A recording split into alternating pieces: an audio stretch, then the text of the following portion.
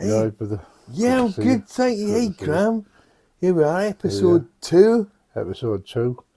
You know, I was thinking about your brother when I've been to Wales this weekend. Wow, what happened there? I went to North Wales. I was thinking about when we went to Mountain Ash we went to?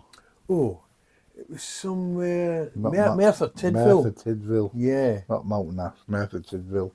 Same like area of South Wales, isn't it? yeah, And I was thinking about what the impact was, because we had all kinds going that time, didn't we? The Teen Challenge guys came. Yeah, it was That was fantastic. unreal, wasn't it? Yeah, it was Yeah. great, wasn't it? Yeah. Matt Harris, lovely guy, and his family. But I was thinking about contacting him because I think we're due to go again, to be fair. Yeah, I'll give him a nudge. I'll send him a message. Yeah. And tell him that we'd love to go back. Yeah. But that was Oasis Church, wasn't it? Yeah. See, one of the things I'm really excited about is the revival that happened in Wales. Yeah. And we were preaching just a couple of 100 yards from where that revival started. Was that Owen Roberts? Was it? Yeah. Yeah, so where he was preaching, Oasis Church it's in the same place, only a few hundred yards from where we were. Amazing. It's really, really powerful. Yeah. It is. When I got to know Jesus in 1996, there was a lot of people who mentioned these types of revivals. And then there was the Pensacola came and Toronto Church and all them things. So these things really, like, I think if people watching this now who wouldn't have any idea what we're talking about. Okay. But I just think that how I learned about was, the Lord breathed life into Adam, the Ruach spirit. It's also known as the Holy Wind. And one of the things I say every day is, I'm like a sail in the boat on the water, and I ask the Holy Wind if I'm obedient to take me where the wind wants to take me, Yeah. And I think what happens is, I think people sometimes get in the way of it. They can get in the way of that wind. That's the thing, isn't it? So it's like trying to do stuff trying to do things in our own strength instead of actually letting the Holy Spirit take you to where He wants to take you and do the things that He wants to do. So is that what you mean there? Like people get in the way, our own selves, we get in the way. Definitely. And I'm quite big on, people blame like the devil or blame someone else, because a lot of the times it's us, and it's a lot of the times it's us, ourselves that get in the way. And I was thinking about a true story I heard about a man had gone to see this guy on the Sunday, and he was really stressed because he nearly lost his job on the Friday. And what had happened is, I don't know whether I told you this story, but on the Friday, he said, what happened? He said, the devil was on my case all day, he said. He said, I nearly missed my train. He said, and then, no, he said, I did miss my first train. I nearly missed the second train, which would have made me 2 hours late for work. Yeah. So I was only an hour late for work. Yeah. The boss then chatted to me about not being late, and I was thinking, Then I'd left some vital papers, so I thought, the devil's made me leave them, and now I'm late. And he said, so then I have to stay back at work, and I wanted to go out on the night, and all these things happened. And he said, when I went to see the pastor said, so tell me how the day started. He said, well, I forgot to set my alarm clock the night before. So it was all to do with not him not setting the alarm clock, but he wanted to blame the other things because it was like I think sometimes it can be a too supernatural. You chew like, but really it was just us, I get in the way. Yeah, so we've got to do the bits that we can do. Yeah. And then trust God for the rest. Definitely.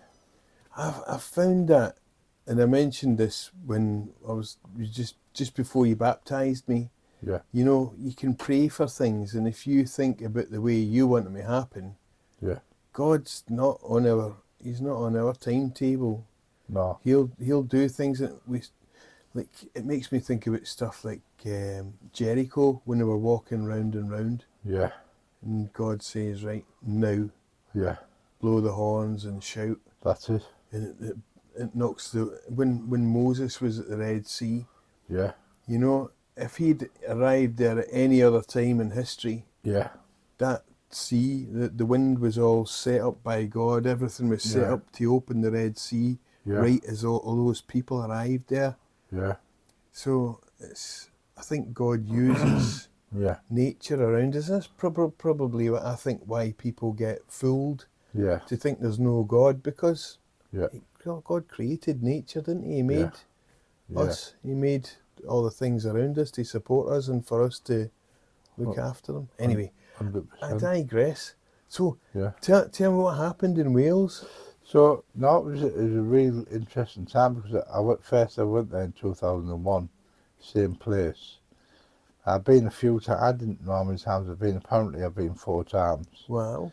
and so this is my 5th time, and met loads of old friends, and we had a breakfast on a Saturday morning. People got to know Jesus, and then we went to watch a match, football match. Who was playing? Carnarvon were playing Havana or something from 6 hours away they were from. But it was the Wow. Welsh Premier League. Right.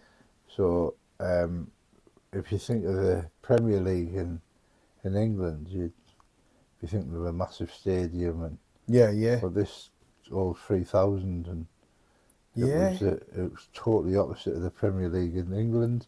Yeah, cool. I Uh, know the Premier League in Scotland's got some like small Yeah, football grounds as well. I enjoyed it. I enjoyed Yeah. watching it because obviously I used to watch Spurs a lot, and I haven't been to watch a live game of football for a long time. But then we were going out back to the church on the night to do an outreach night. It was like, and that was really good. So David Atton shared, and I shared. Mark was sharing with people around the church, and Oh. the next day we got up and went to the Sunday morning service, which I spoke at. It was really good.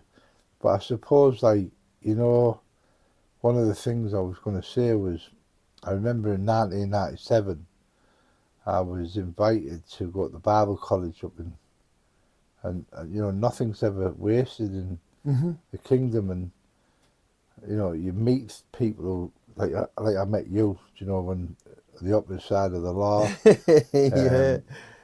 probably arch enemies at them and those type of thing. Yep. But then obviously now we sat here in your house, and we're really good friends, well, more than friends, we're brothers Yeah, of we the are Lord. brothers. Yeah, of course we are. And so I remember going to the Bible college. I met Phil Hilson, Solly Hilson, who then became the pastor of the church. Yeah. Just not long after me meeting them in that May the 2nd, 1997 it was, I went there. And I went to join Martin Ruddock and Joe Russo they were doing evangelism training at the Bible college, and I just went to be with them and share my story and go on the streets with them and things. And so I think it was about 2 or 3 days before we left, Martin wanted to go and see some people who he was on the Bible course with, Right. Okay. because he went to the Bible college before, and they lived in the middle of nowhere down a massive hill. They're really old people.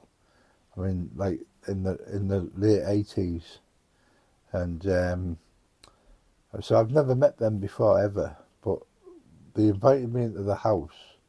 They baked for us because they knew we were coming, Yeah. and they had coffee for us and sandwiches, and sat and opened the house to us. And it was this kind of thing that I thought to myself, well, they don't even know me, but like they treat me as though they'd known me all my life. Yeah. Do you know what I mean? I do. And so that I often say to people, it was in the middle of nowhere. But I tell you what happened that time, which I never forgot. There was a picture of the wedding, and it was like, I looked at the picture of the wedding, and I said, oh wow, I said, that's an old photo, isn't it? He went, well, they've been married, I think, like 70 odd years, Wow. and the picture was took like. I mean, I'm sure he might have been Wow, 91. 70 years Yeah, married. I think he was. What an achievement. Yeah, I think he was 91, and she was 89 or coming up 90. But they cooked these scones and cakes and sandwiches. Not really went to town for us. You know what I Yeah, mean? yeah. So it's a lot of energy to do all that. It is, yeah. And When you're that age, yeah, yeah, it's and he went, oh yeah, son. He said, I love her now more than I did then, son. He said, ah, and but the fact that what it was how he greeted us, and you know, I witnessed it again this weekend when I went to Wales. We did the same when we went there to Matt's, who you know, up in yeah. Mountain Matt Ash, Harris, they were lovely. They looked after us. Merthyr Tydfil, sorry. Yeah, And I think this is what I was trying to say partly yesterday at the church when Jesus was preaching, and the disciples say to him, your mother and brothers are at the door. yeah, And then he said, well, who are my mother and brothers, you know? And I get it. yeah, I get it in the kingdom of heaven and on earth, which is here now. yeah. We're family. We're family, yeah, we Family. are. Because once you accept Jesus Yeah, as the gift that he's prepared for us and died to give us, yeah, once we accept that, we become yeah, children of God. 100%. And I think as well, once you start doing that and you start feeling confident where you're going, it also helps you with your belief in people, Yeah, you know. And obviously not, you know, you can't say, oh, everyone's like really perfect, because we're not. we're not. Everyone has like problems, and I think I just read some earlier on, and